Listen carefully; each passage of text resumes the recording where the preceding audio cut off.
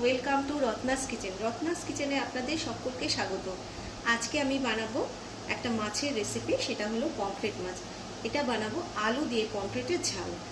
আলু দিয়ে পমফ্রেটের ঝাল বানানোর জন্য পমফ্রেট মাছ নিয়ে নিয়েছি। একটু ছোট সাইজের মাছ রয়েছে, দেখুন 4টে মাছ ভালো করে ধুয়ে নিয়েছি। আর নিয়েছি একটা আলু, তাকে লম্বা লম্বা করে কেটে নিয়েছি এরকম করে। একটা ছোট টমেটোর আর্ধেক আমি নিয়েছি।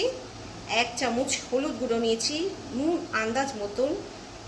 জিরে গুঁড়ো নিয়েছি 1 চামচ ছোট চামচের, লঙ্কার গুঁড়ো নিয়েছি 1 চামচ ছোট চামচের, 1 চিমটি নিয়েছি জিরে ফোড়ন দেওয়ার জন্য, একটা নিয়েছি লঙ্কা, আর নিয়েছি একটা পেঁয়াজ কুচি করে নিয়েছি, আর নিয়েছি 1 চামচ রসুনকে আমি মিক্সিতে ব্লেন্ড করে নিয়েছি, জল দিয়ে করেছি, সঙ্গে কাঁচা লঙ্কা আছে একটা, আর নিয়েছি 1 চামচ ধনেপাতা কুচি, দুটো কাঁচা লঙ্কা। আর এটা বানাবো আমি সর্ষের তেলে। এবার মাছের মধ্যে নুন আর হলুদ দিয়ে ম্যারিনেট করে নেবো। এইসব মাছে কিন্তু একটু নুন থাকে, সেই জন্য বুঝে শুনে কিন্তু দিতে হবে। ঝোলের মধ্যেও থাকবে এবং ভাজার মধ্যেও, সেই জন্য অল্প করে নুন দিতে হবে। একটু একটু করে হলুদ দিয়ে দিলাম, নুন দিয়ে দিলাম। এবার ভালো করে মাখিয়ে নিচ্ছি। একটা কড়াই বসিয়ে দিয়েছি, তার মধ্যে দিয়ে দিয়েছি 4 চামচ মতন তেল। তেল কিন্তু মোটামুটি গরম হয়ে গেছে, দেখুন তেল গরম হয়ে গেছে, আঁচ জোর করা রয়েছে। মাছটাকে এবার ভেজে নেব। ছেড়ে দিচ্ছি, আমি দুটো দুটো করে ভাজবো। এবার যেহেতু 4টে মাছ, আমি দুটো করে ভাজবো, তাতে সুবিধা হবে। তো এক পিঠ হয়ে গেলে তারপরে আমি উল্টিয়ে দেবো। এক পিঠ ভাজা হয়ে গেছে, আমি উল্টিয়ে দিচ্ছি। আর এক পিঠ ভাজা হয়ে গেলে তারপরে আমি নামিয়ে দেবো। তো ততক্ষণ আমাকে অপেক্ষা করতে হবে। মাছটা ভেজে একটা প্লেটের মধ্যে নামিয়ে নিয়েছি।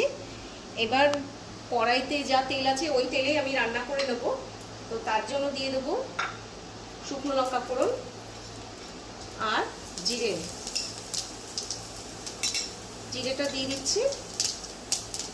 এটা তেলটা গরম আছে, তার জন্য জিরেটা ফোড়নটা একদম ভাজা মানে ঠিকঠাক হয়ে গেছে, ভাজা ভাজা হয়ে গেছে। এবার দিয়ে দেবো আলু ছেড়ে। আপনারা চাইলে আলু কিন্তু গোল গোল করেও দিতে পারেন, আমিও ওরকমভাবেও দিই আর এরকমভাবেও দিই, দেখতে এরকমও ভালো লাগে। তো আলুটাকে একটু ফ্রাই করে নেব। আলুটা একদিকে ভাজা ভাজা হচ্ছে, আর এক ফাঁকে তেল একটু ফাঁকা করে নিয়েছি, আর সেখানে দিয়ে দিচ্ছি পেঁয়াজ কুচি। আমি যেভাবে রান্না করছি বন্ধুরা, আপনাদের কিন্তু কোনো ঝামেলা বোধই হবে না যে আমি কীভাবে কি সুন্দরভাবে রান্না করছি আর এটা আলাদাভাবে ভেজে নামাও, এইসব যন্ত্রণা যাতে আপনাদের না পেতে হয়, এই পদ্ধতি কিন্তু আপনারা অবশ্যই ফলো করতে পারেন। আর দেখতে পারেন যে কি সুন্দর মানে রান্নাটা কত সহজে হয়ে যাচ্ছে। আলাদা করে কিছুই করছি না, দেখুন এক ফাঁকে জায়গা আছে, সেখান দিয়ে আমি পেঁয়াজটাকে ভেজে নিচ্ছি। এবার দিয়ে দেবো নুন। নুনটা দিয়ে দিলে কি হবে, তাড়াতাড়ি করে সিদ্ধও হয়ে যাবে আর সব মিশেও যাবে। দিয়ে দিলাম নুন। ঝোল আপনারা কীরকম রাখবেন সেইভাবে কিন্তু নুনটাকে দিতে হবে। দিয়ে দিচ্ছি হলুদ।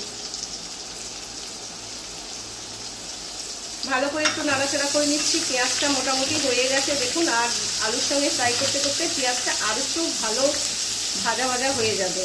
তো ভালো করে নাড়াচাড়া করে নিচ্ছি। এখন দিয়ে দিচ্ছি আমি টমেটো। এটাও কিন্তু যাতে ঝোলের সঙ্গে বা আলুর সঙ্গে মিশে যায়, সেই জন্য একটুখানি ভেঙে হাতে করে দিলাম। তো ভালো করে একটু নাড়াচাড়া করে নিচ্ছি। এবার দিয়ে দিচ্ছি লঙ্কা গুঁড়ো আর জিরে গুঁড়ো। ঝালটা আপনাদের স্বাদ অনুসারে আপনারা দেবেন। আর দিয়ে দিচ্ছি রসুন পেস্ট। একটুখানি জল দিয়ে দেবো, অল্প একটু জল দিয়ে দেবো, আর মশলাটাকে চারিদিকে ছড়িয়ে দেবো, আলুর সঙ্গে মিশিয়ে দেবো, যাতে একদম পুরোপুরি মশলা আলুর সঙ্গে একদম মিশে যায়।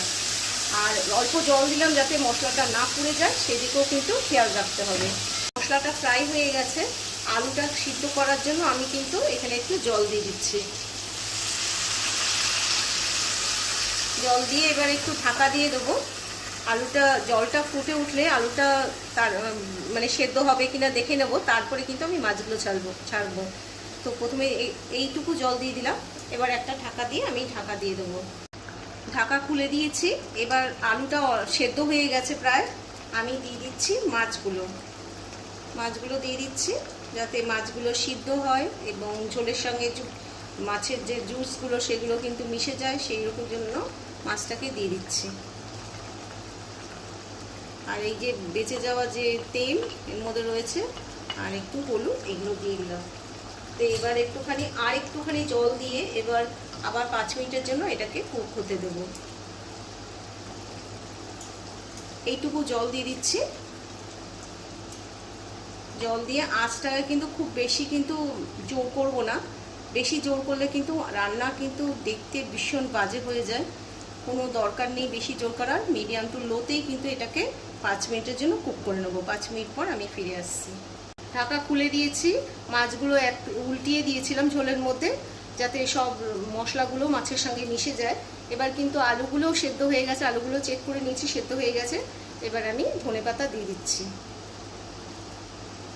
আর যে লঙ্কা দিয়েছিলাম সেই লঙ্কাটা একটুখানি চিড়ে দিচ্ছি। আপনাদের যদি ঝাল প্রথমে কম দিয়ে থাকেন তাহলে বেশি করে কাঁচা লঙ্কা দিয়ে দেবেন। যে ঝাল পছন্দ করে সে খাওয়ার সময় অবশ্যই কিন্তু ডলে নিয়ে খেতে পারবে। তো এটা আমার রেডি হয়ে গেল, এবারে আমি গ্যাস বন্ধ করে দেবো। আলু দিয়ে পমফ্রেট মাছের ঝাল আমি রেডি করে পরিবেশন করেছি। এই রেসিপিটা যদি আপনারা পুরো দেখে থাকেন তাহলে কিন্তু ভালো লাগলে অবশ্যই কিন্তু একটা লাইক করবেন, শেয়ার করবেন, কমেন্টস করবেন।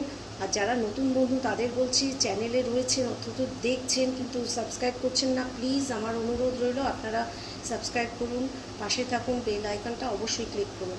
নমস্কার।